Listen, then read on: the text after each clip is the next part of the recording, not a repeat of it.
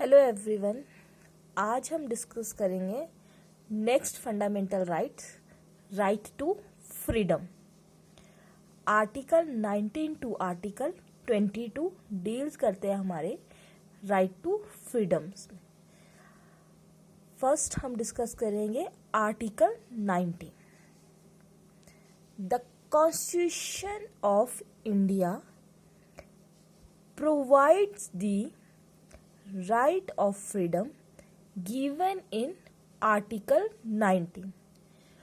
Article 19 constitution of India के article 19 में right of freedom को डिफाइन किया गया है। Article 19 with the view of guaranteed individual rights that were considered vital by the freedom of the Constitution।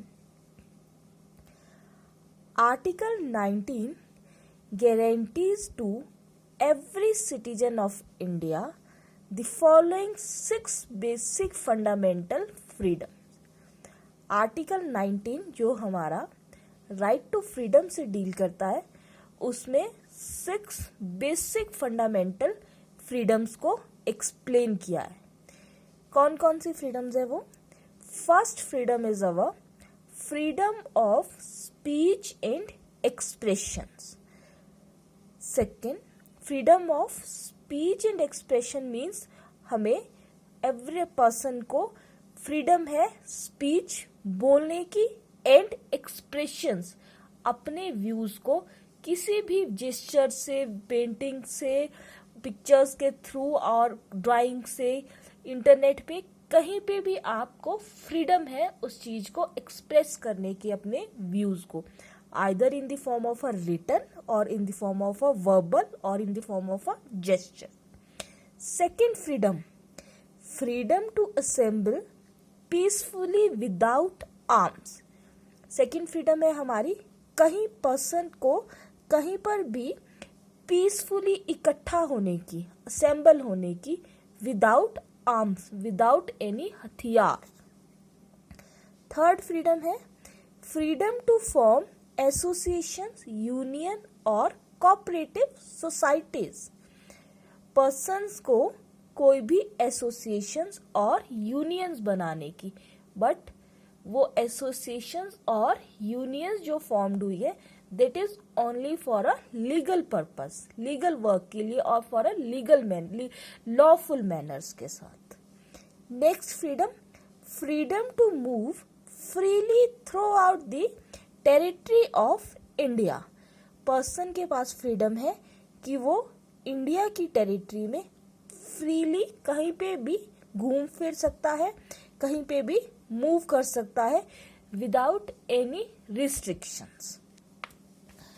After that, next freedom is freedom to reside and settle in any part of the territory of India।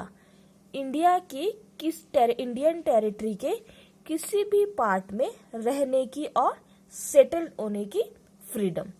And the last freedom is freedom to practise any profession और to carry any occupation, trade और business. किसी भी profession को, business को और occupation को carry करने की freedoms.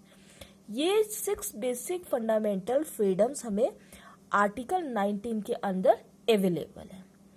These 6 freedoms are the natural freedoms and available to every citizen of India. However, these freedoms are not absolute in nature but are subject to certain reasonable restriction। Clear? आप ये mind में रखें चीज कि under article 19 में जो हमें 6 freedoms मिली है, बेशक ये फ्रीडम्स हमारी नेचुरल फ्रीडम और बेसिक फ्रीडम्स है, फंडामेंटल फ्रीडम्स है, स्टिल उन फ्रीडम्स पे भी कुछ एक रीजनेबल रिस्ट्रिक्शंस लगी है। ऐसा नहीं है कि आप इन फ्रीडम्स को बिना किसी लॉ के और बिना किसी रिस्ट्रिक्शंस के फॉलो कर सकते हैं। जहाँ तक आप अपनी फ्रीडम यूज़ कर रहे हैं, हमें पता एवरी सिटीजन ऑफ इंडिया के माइंड में होना चाहिए, हर सिटीजन्स के, कि जहाँ पे हम अपनी फ्रीडम को इंजॉय कर रहे हैं वहाँ पे हम किसी दूसरे की फ्रीडम को हार्म ना करें। मीन्स सर्टेन रीजनेबल रिस्ट्रिक्शंस होगा उसके ऊपर।